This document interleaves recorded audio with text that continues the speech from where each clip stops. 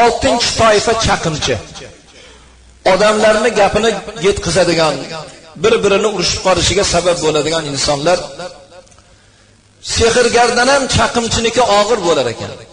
Sehrgar odamlarni ko'z bo'yamachilik qilib, ko'zini bo'yaydigan bo'lsa, chaqimchi inson odamlarning yuragini tirnar ekan.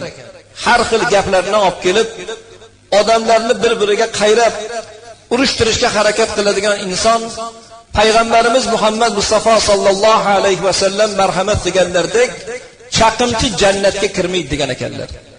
Sehrgar tomoshani ko'rsatsa sahnada qoladi, lekin chaqimchi bir odamni ikkinchi odamga chaqib o'rtaga adovat soladigan bo'lsa, yillab davom etar ekan. 10 yillab gaplashmay ketgan odamlar bor. Bir qorindan tushib, bir onadan tug'ilib, bir onani sinasidan emgan aka-ukalar bir odamning so'zi bilan, bitta chaqimchini yetkazgan gapi bilan qiyomat didor bo'lib ketgan.